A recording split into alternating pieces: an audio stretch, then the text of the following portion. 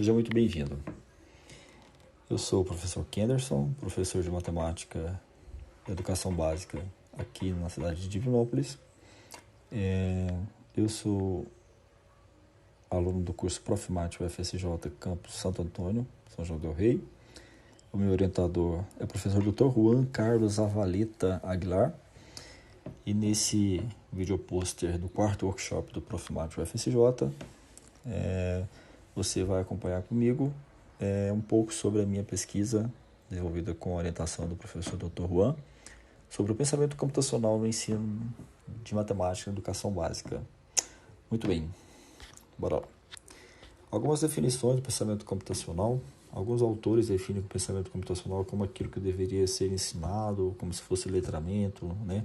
Quando o aluno ele simplesmente deveria aprender a ler e escrever, a fazer cálculos simples, e deveria já pensar na ideia de como que seria um conceito intramatemático e extramatemático, e tratar com certa complexidade de acordo com o nível de ensino, o que seria esse pensamento computacional. Então, caiu ao colo da matemática, né? Desenvolver nos alunos da educação básica, seja ele lá da educação básica nível 1, né, que é o fundamental 1, até o ensino médio. Então, o pensamento computacional tratado a partir de agora só como PC, na BNCC. BNCC é a Base Nacional Comum Curricular, que foi promulgada lá em dezembro de 2018.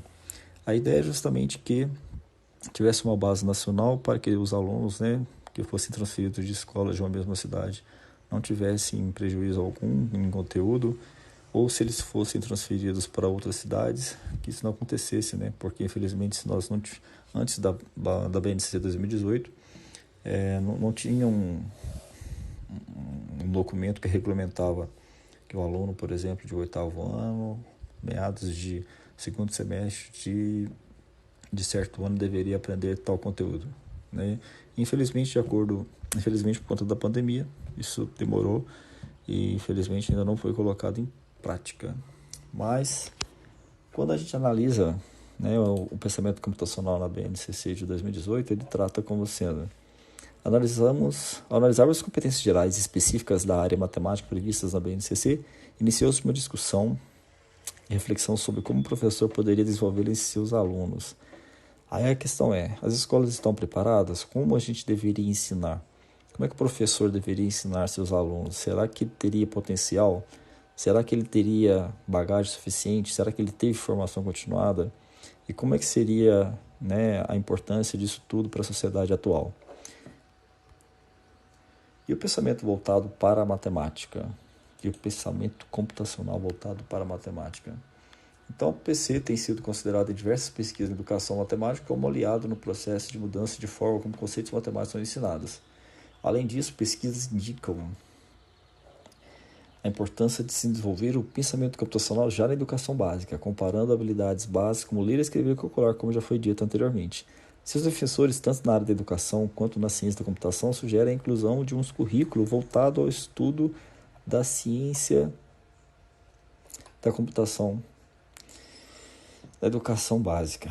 Enfim, é uma dificuldade que nós encontramos, né? É uma utopia, mas... Bom, então a gente tem o justificativo e objetivo nessa dissertação, nessa pesquisa, que eu estou sendo orientado pelo professor Dr. Juan, que a gente tem de buscar algumas respostas, tais quais como o pensamento computacional, com construções de algoritmos e fluxogramas, como a BNCC traz de acordo com cada ano escolar e seus descritores, né? Criações de sistemas digitais pode contribuir para o ensino da matemática, possibilitando o desenvolvimento das competências e habilidades previstas na BNCC. E como desenvolver a base de conhecimento de professores em serviço, ou seja, os professores que já atuam há anos na educação básica, e esses professores que estão nas universidades sendo formados, para que eles possam fornecer a experiência de pensamento computacional relevantes, envolventes e significativa para seus alunos. Muito bem, então a gente pensou justamente em dividir o nosso trabalho em algumas partes. A primeira delas traz uma fundamentação teórica, que fala sobre a condessa de inglesa Ada Lovelace, pronúncia é essa mesmo. Esse aí foi o primeiro algoritmo criado por um ser humano, né, que foi criado por uma mulher. Na época, ela conseguiu criar um algoritmo que fosse possível que uma máquina pudesse executar comandos através de um fluxograma barra algoritmo, né? Aí temos então o que foi a obra dela, Lovelace, que trabalhou com o cientista Charles Babbage, participando do seu projeto sobre a máquina analítica e a evolução da máquina diferencial, que foi criada para executar e imprimir cálculos matemáticos. A máquina analítica foi a primeira máquina da história que pôde ser programada para executar comandos de qualquer tipo. Mas a jovem cientista percebeu que a máquina era capaz de fazer muito mais do que seu criador imaginava. Muito bem. Desde quando a gente acorda, a gente segue certos procedimentos, né? A gente acorda, levanta, escova os dentes. Então, algoritmos estão por toda parte. Variando da receita culinária, a consulta de mecanismos de pesquisas. Além disso, os alunos já são confrontados com algoritmos na escola, especialmente ao aprender técnicas operacionais de adição, subtração, multiplicação e divisão. Ao analisarmos as competências gerais e específicas da área da matemática previstas na BNCC, iniciou-se uma discussão e reflexão sobre como o professor poderia desenvolvê-las em seus alunos. A BNCC 2018 já especifica os descritores e habilidades, os anos escolares a serem trabalhados, via representação gráfica, fluxograma, ou estrutura de dados, né, ou seja, pela programação, na qual este trabalho se propõe a ser o diferencial, de mãos das habilidades já estruturadas por anos escolares de acordo com a BNCC. Então, sugerir formas de desenvolver o pensamento computacional de maneira fácil e simples, através de estruturas de dados e algoritmos na matemática na educação básica de ensino. Então, é inegável, né, que o pensamento computacional agrega muito valor ao conteúdo de matemática em sala de aula e ao professor que dele usufruir, haja vista a evolução tecnológica vivenciada nos últimos tempos, e por isso é indispensável que a sociedade tenha indivíduos que tenham conhecimentos básicos dos conceitos computacionais e saibam criar sistemas digitais simples. Bom, a gente sabe que o pensamento computacional na educação matemática em outros países já está bem avançado. A Bélgica, na nossa pesquisa, eu e o professor Juan, a gente tem feito menção justamente aos países de primeiro mundo, né? A Bélgica, Estados Unidos, Canadá, França, Austrália, Finlândia, tem ótimos resultados, e na pesquisa a gente vai relatar com mais calma cada um desses resultados e as contribuições que o pensamento computacional atrelado ao ensino da matemática trouxe, né, a cada um desses currículos, a cada um desses países. Mas esses países aí citados, inclusive, são países que já desenvolvem há algum tempo já o pensamento computacional. Como relatado, né, a BNCC só traz e joga no colo da matemática somente a partir de dezembro de 2018, pensando numa possibilidade que fosse implementado já em 2019. Então eu tenho aí alguns exemplos de alguns algoritmos, né, ou fluxogramas que os próprios livros didáticos de algumas escolas particulares que eu tive acesso e pesquisa. Temos aí alguns exemplos de fluxogramas, né, para dar ideia justamente de como criar um algoritmo depois uma máquina, para o aluno ter a ideia de como que se faz, como que se cria. E depois aí nós temos aí uma ideia de fluxograma também, para criar uma ideia de um algoritmo, para que o aluno ele tenha uma ideia de como que a máquina pensa. Em sequência, mais outro exemplo de um outro algoritmo. Algoritmo barra fluxograma, né? Porque a ideia não é criar programadores, mas sim a gente desenvolver o pensamento computacional nesses nossos alunos. Mais um exemplo, então, de um algoritmo barra fluxograma. Aí é um exemplo de como fazer uma função inversa através de uma função afim. Esse foi uma foto retirada de um livro que eu trabalho na escola com os meninos do primeiro ano do ensino médio.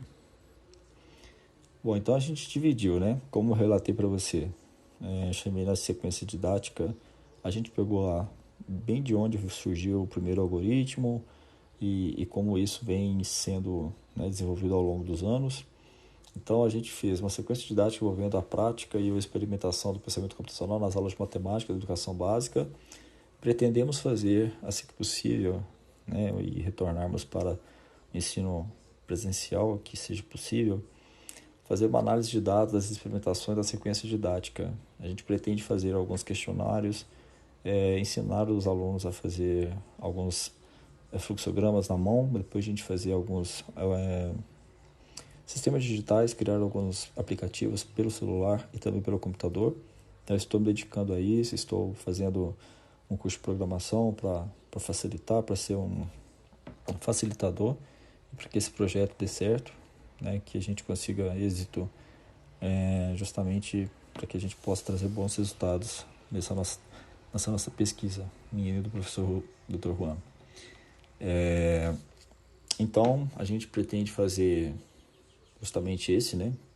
Pesquisar também com outros professores, se eles se sentem seguros, preparados para fazer esse letramento, né, como se diz, do pensamento computacional, e através dessa pesquisa a gente tentar fazer que nosso trabalho seja um suporte para que professores de educação básica eles consigam pegar o trabalho e ter como suporte para que tenham conhecimento suficiente para desenvolver esse pensamento computacional na prática em sala de aula, no ensino de matemática na educação básica. Então aqui eu tenho algumas referências utilizadas nesses slides. Me coloco à disposição para tirar algumas dúvidas ou se você quiser entrar em contato comigo. Então é isso. Muito obrigado pela sua participação até aqui. Obrigado. Até breve. Até mais.